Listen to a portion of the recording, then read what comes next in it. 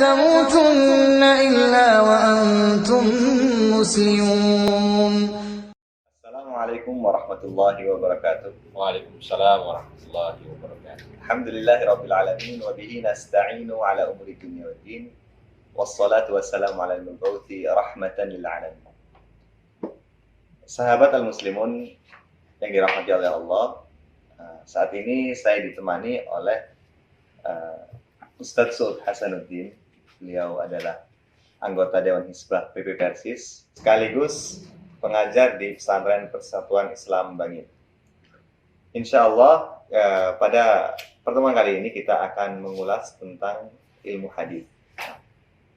Nah, tentu kita penasaran dengan hadis, soalnya itu sering kita dengar. Baik, Ustadz Suud, insya Allah kita mulai pembahasan hari ini.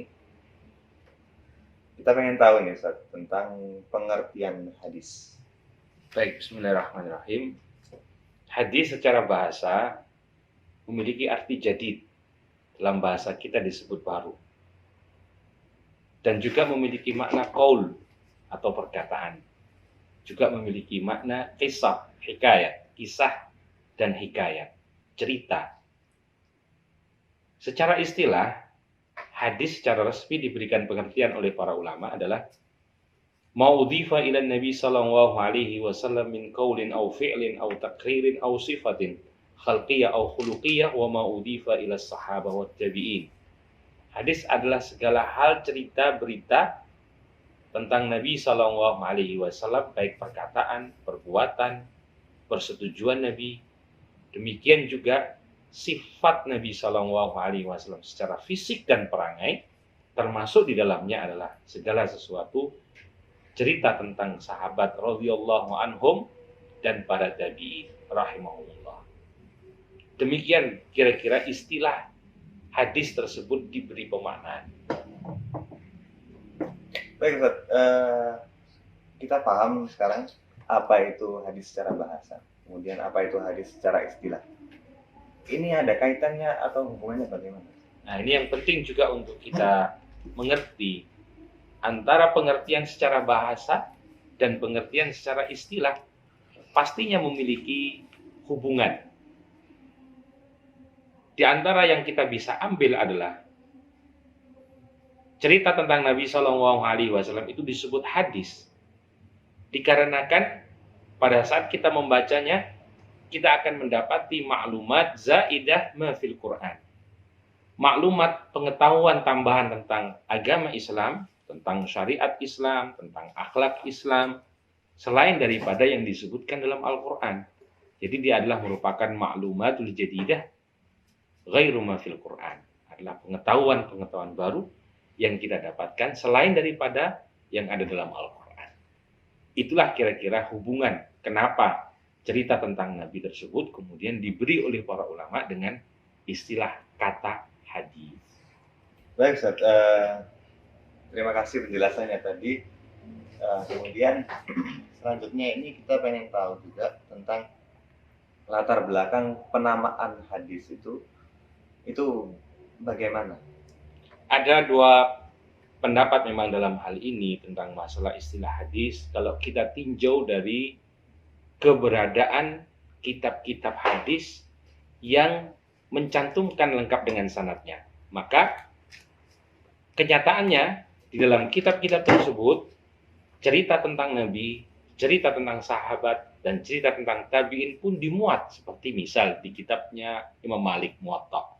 Di sana ada cerita tentang Nabi, di sana ada cerita tentang sahabat, di sana ada cerita tentang tabi'in.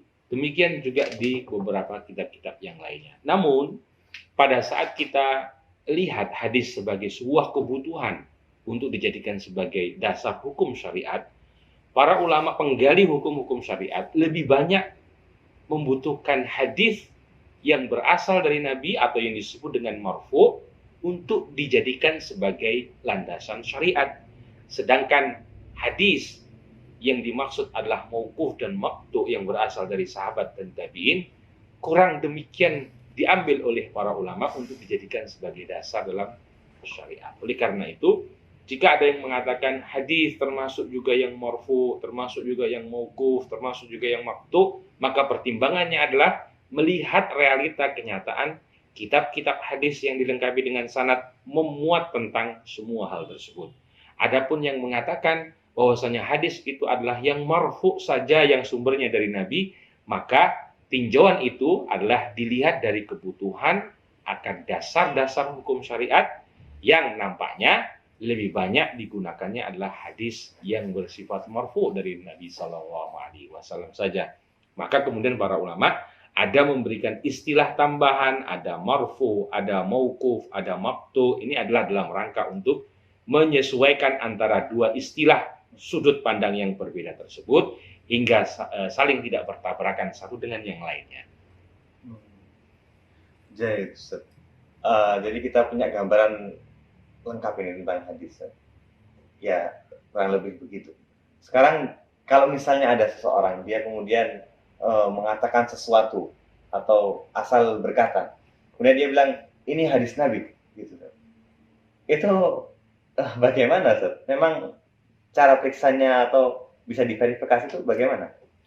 Baik, mungkin bisa terjadi dalam kehidupan kita sehari-hari. Ada khatib Jumat, mungkin juga dalam sebuah ceramah, mungkin juga dalam sebuah kajian diungkapkan cerita tentang Nabi Shallallahu Alaihi Wasallam. Maka semua cerita tentang Nabi Shallallahu Alaihi Wasallam tersebut yang sampai ke telinga kita mestinya adalah cerita-cerita tentang Nabi ataupun sahabat dan tabi'in tersebut adalah berada atau telah berada di kitab-kitab yang pernah ditulis oleh para ulama yang dilengkapi dengan sanadnya. Adapun cerita-cerita dan berita-berita tentang Nabi Shallallahu Alaihi Wasallam, sahabat dan tabi'in yang kemudian kita tidak dapati di kitab-kitab referensi induk hadis yang dilengkapi dengan sanadnya, maka kita tidak bisa pastikan bahwasanya cerita tersebut memiliki akar kebenaran berasal dari cerita yang benar. Nah, kemudian langkah berikutnya dengan adanya hadis atau riwayat tersebut di buku-buku atau kitab-kitab referensi utama hadis yang dicantumkan sanad, baru kemudian kita bisa klarifikasi kembali tentang kesahihannya berdasarkan syarat-syarat dan ketentuan dalam ilmu riwayat. Tadi Ustaz sempat menyebutkan tentang sanad, sanad dan kaitannya dengan hadis. Setiap kitab yang kitab asal hadis itu ada sanadnya, begitu Ustaz. Betul. Kenapa harus ada penulisan sanad itu? Baik, pentingnya sanad tersebut adalah karena kita ini adalah orang yang tidak melihat Nabi langsung. Kita ini juga tidak pernah ketemu dengan para sahabat. Kita ini mendapatkan cerita hadis Rasulullah SAW itu sampai kepada kita melalui perantara orang-orang yang kemudian dalam ilmu hadis disebut para perawi. Maka sanad itu demikian penting untuk kita bisa memastikan riwayat ini memiliki kebenaran atau bukan asalnya dari Nabi Shallallahu Alaihi Wasallam.